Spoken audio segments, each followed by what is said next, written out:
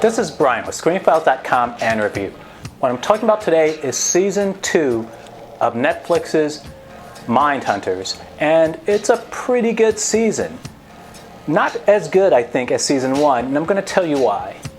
In my mind, Season 1, and I haven't seen it in a while, but what I recall is that Season 1 reminded me very much of Law and Order, in the sense that it's focused on whatever these people are working at, be it detectives or in this case FBI operatives who are forming this new science, if you will, based on studying serial killers.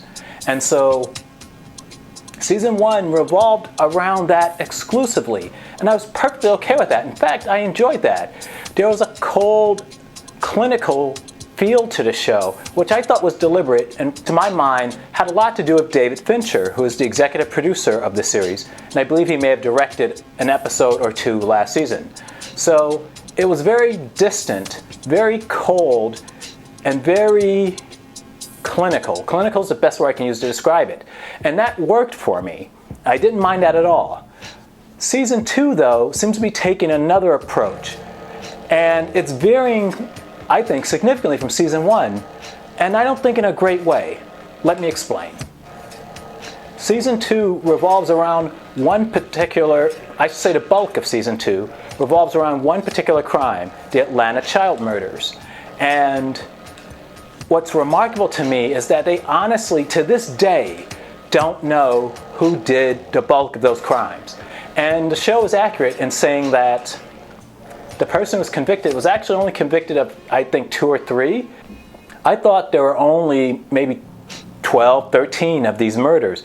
According to the show, and again, I don't know how true this is, they're like 28, some insane number. And the show alludes to this, but you can't help but think that these were little white children vanishing and turning up dead days later, that they would have caught the person or persons who did it. To this day, they don't know who did the bulk of those murders, which is disturbing beyond reason. That being said, while it was interesting to see these operatives in the field, it took a little away from the show. It started to feel routine in the sense of, we've seen this before. Maybe not quite in this way, but we've seen this before. So that wasn't that great. Another thing is that in the second season, they start going into the personal lives of some of the characters. Anna Torv, who plays Dr. May, Bill Tench, the actor's name eludes me at the moment. It goes into their lives in detail. Nothing to do with a case or anything else for that matter. And I found myself becoming mildly off-put by it, if only because, and keep in mind, it was done well and the characters are engaging, but remember, I mentioned Law and Order earlier. Who knows what those detectives do on Law and Order?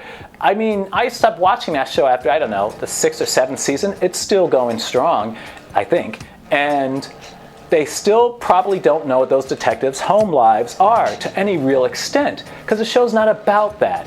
If it doesn't involve somehow connecting to some case or whatever they're working on, the show does not deal with it. And I thought that Mindhunter would be similar in that respect, but it's not. So we're getting Dr. May's personal life, we're getting Tinch's personal life, and while interesting, I'm not sure I really care about it. At least not at this stage of the game. Go 3 or 4 seasons, then tell me who these people are as individuals. At this point, it's coming too early, which makes me feel they're planning to cancel this show. I have no idea, no one has told me that. But this is also Netflix, who are notorious for canceling shows by the 3rd season. Another thing that's interesting is that Jonathan Groff's character, Holden Ford, he's a bit of a cipher, but the thing is, he comes off very gay to me. And I don't mean that as a criticism. He just appears like a gay person. Now, the problem with that is that Mindhunter takes place in the I want to say 70s, early 70s, and so on. Not a very tolerant place, not a very tolerant time for someone who, even if people suspected he were gay, this would be a problem. And this is what kind of bugs me about this. No one seems to see it. I mean, from watching the show, it seems fairly obvious. The character feels gay. And that may be just the actor. I don't know if it's the character per se, but he presents as a very straight-laced gay person.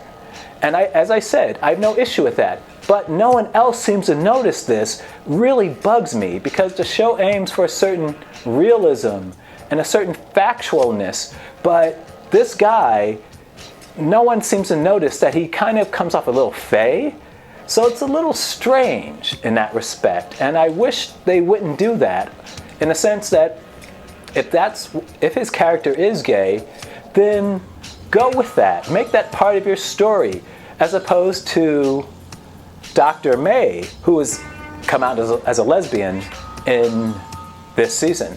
And mild spoilers. So that's a little weird for me. It's a good season, though. It's well acted, it's fascinating, and it's just interesting. But at the same time, I get the feeling the show is not long for this earth. We'll see. This is Brian with screenfiles.com and review. Peace.